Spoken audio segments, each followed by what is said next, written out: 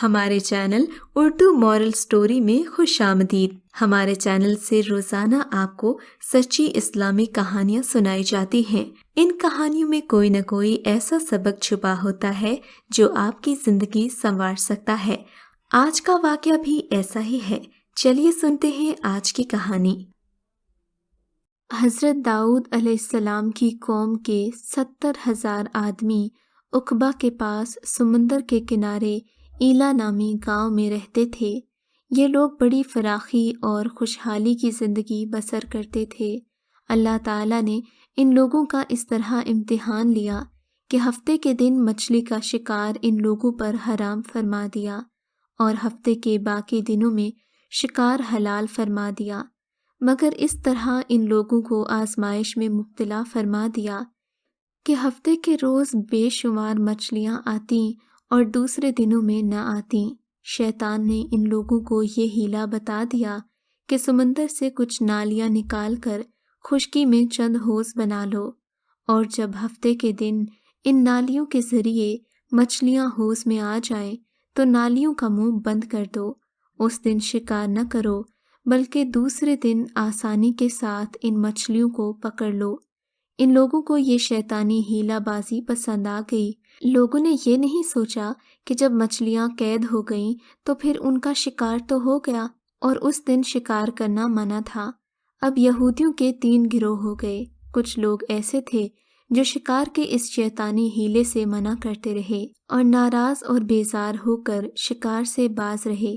کچھ لوگ اس کام کو دل سے برا جان کر خاموش رہے اور دوسرے لوگوں کو منع نہ کرتے، بلکہ منع کرنے والوں سے یہ کہتے کہ تم لوگ ایسی قوم کو کیوں نصیحت کرتے ہو جنہیں اللہ ہلاک کرنے والا ہے۔ اور کچھ وہ سرکش اور نافرمان لوگ تھے جنہوں نے حکم خداوندی کی اعلانیہ مخالفت کی اور شیطان کی ہیلا بازی کو مان کر ہفتے کے دن شکار کر لیا، مچھلیوں کو کھایا بھی اور بیچا بھی۔ جب نافرمانوں نے منع کرنے کے باوجود شکار کر لیا تو منع کرنے والی جماعت نے کہا کہ جب ہم ان معصیت کاروں سے کوئی میل ملاپ نہیں رکھیں گے تو ہی ہم پر اللہ کی رحمت ہوگی۔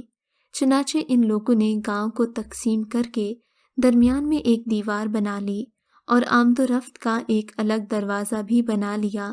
حضرت داؤد علیہ السلام نے غضبناک ہو کر شکار کرنے والوں پر لعنت فرما دی۔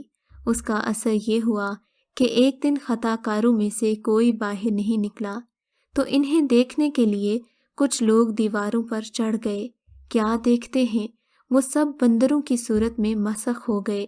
لوگ ان مجرموں کا دروازہ کھول کر اندر داخل ہوتے تو وہ بندر اپنے رشتہ داروں کو پہچانتے اور ان کے پاس آ کر ان کے کپڑوں کو سونگھتے اور زار زار روتے، مگر لوگ ان بندر بن جانے والوں کو نہیں پہچانتے تھے۔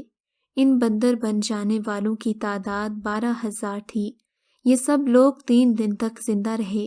اس درمیان میں کچھ کھا پی بھی نہیں سکے، بلکہ یوں ہی بھوکے پیاسے سب کے سب ہلاک ہو گئے۔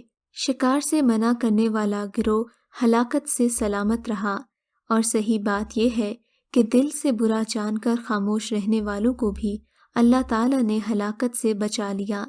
اس واقعے کا اجمالی بیان تو سورہ بقرہ کی اس آیت میں ہے۔ اور بے شک ضرور تمہیں معلوم ہے کہ وہ جنہوں نے ہفتے میں سرکشی کی تو ہم نے ان سے کہہ دیا کہ بندر ہو جاؤ، اور وہ دھتکارے گئے۔ اور پھر یہ واقعہ سورہ اعراف میں بھی ہے کہ جب ہفتے کے دن ان کی مچھلیاں پانی پر تیرتیں، ان کے سامنے آ جاتیں، اور جو دن ہفتے کا نہ آتا نہ آتیں، اس طرح ہم انہیں آزماتے اور ان کی بے حکمی کے سبب۔ اور جب ان میں سے ایک گروہ نے کہا کہ کیوں نصیحت کرتے ہو ان لوگوں کو جنہیں اللہ ہلاک کرنے والا ہے یا انہیں سخت عذاب دینے والا ہے، بولے کہ تمہارے رب کے حضور مغفرت کو اور شاید انہیں ڈر ہو۔ پھر جب وہ بھلا بیٹھے جو نصیحت انہیں ہوئی تھی، ہم نے بچا لیے وہ جو برائی سے منع کرتے تھے، اور ظالموں کو برے عذاب میں پکڑا، بدلہ ان کی نافرمانی کا۔ پھر جب انہوں نے ممانعت کے حکم سے سرکشی کی تو ہم نے انہیں فرمایا کہ بندر ہو جاؤ۔